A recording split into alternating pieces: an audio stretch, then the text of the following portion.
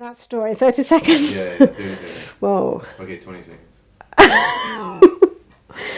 My name is Zahira.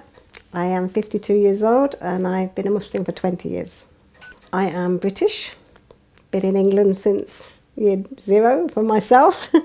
My mum and dad weren't practicing Christianity at all, didn't even call themselves Christians, didn't go to church, didn't do anything. I took myself to church for the choir. I liked singing. So I went to choir and went there for about 3 or 4 years, 2 different churches, but didn't really believe, I'd say. You used to wear the cassock and the little frilly thing and all that type of thing, and I used to sing. That's what I like to do. But I didn't really believe in God at that point, I'll be honest. From 1994, I started to bike ride from St James to Brackmills in Northampton, which is about a 5-mile bike ride, day there and back. And I started to take notice of creation, the sky, the birds. I love birds. The birds, the grass, the just even through the elements, because I went through spring, summer, winter, all of them. And I saw the snow, I cycled in snow. But anyway, it was the creation that I fell in love with, I'd be honest. And I started to understand that there must be a creator, that there must be a God who made all of this, because it was just too beautiful to take in.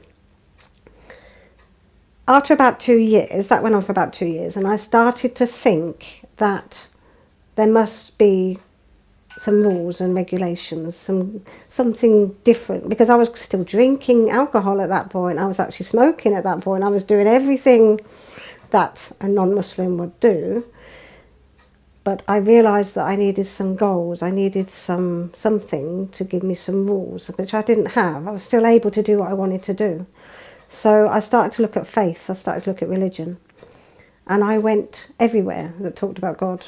I went to sit with Mormons who told me I couldn't drink Coke or drink coffee, which I wasn't drinking a lot of, but to tell me not to do those things, it was quite hard.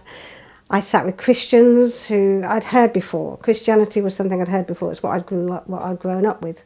I sat with I went to Jehovah's Witness meetings where I felt very strange. I felt very unaccepted.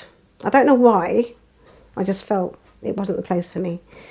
I read a lot of books. The Jehovah's Witness gave me a book called Search, and I've still got it. And it's got every faith, even faiths I've never even heard of, in that book. And I read the whole book. When I came to Islam, I stopped.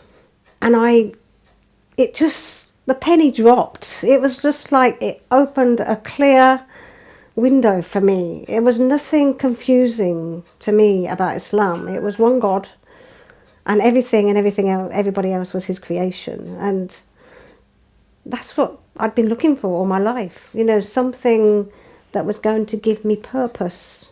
That was it, really. I started to talk to Muslims. I spoke to a couple in London who I actually took my Shahada with. They gave me more books, more tapes. I started to listen, I started to read. And I listened to a tape by Sheikh Khalid Yassin called The Purpose of Life. I was in tears when I listened to it. I was actually travelling at the time. I used to do a lot of travelling, go on coaches and put my headphones on and things like that. I came home that day and I rang the people up that gave me this tape, and I wanted to take my Shahada there and then. I took my Shahada, I cried like a baby. It was as if I'd gone home for the first time in my life. It was unbelievable, the feeling I had. I can't explain that feeling, but it was just a feeling that I knew that I was with God for the first time in my life, and I was 32. Islam has given me peace in my heart, because my life has not been easy, I'll be honest. I've had a lot of ups and downs in my life. And Islam is my ultimate peace. Even before I came in this room, I was thinking about God and asking him to be with me with this, and to and I never had that before. I wasn't brought up with the peace of God. I wasn't brought up with that. I was brought up with drinking and partying and Christmas and Easter and all these things that really didn't give me any depth. There was no depth in it.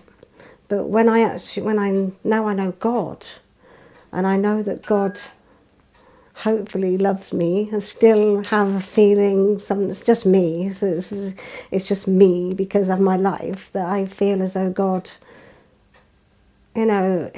he's there, but I have to work hard for his love. I have to work hard. But I'm devout, 100% devout to him, and I hope that he's happy with me.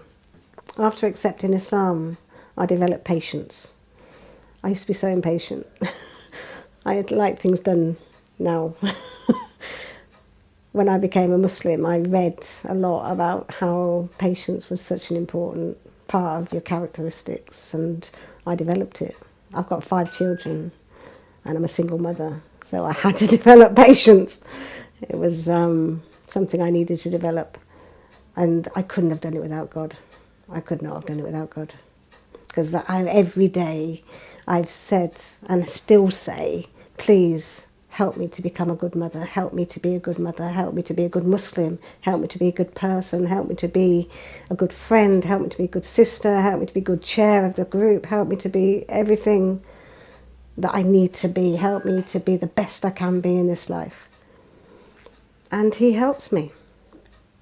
Not saying I'm the best, because I never will be. I never put myself on top of any pedestal, but I strive, and I know he helps me to strive. Regardless of whatever's going on in your lives, regardless of who you think you're going to upset, or who's not going to want to be with you anymore and reject you, God will never reject you. He'll always be there. And that's what gives you the peace. So if you're thinking about it, please research some more. Take small steps towards God. Open your heart and ask him to guide you. And go. Go. You'll never look back. Not in 20 years, I've never, ever thought I'd made the wrong mistake, the wrong decision. And that is the only thing in life that is worth being alive for. Peace be with you.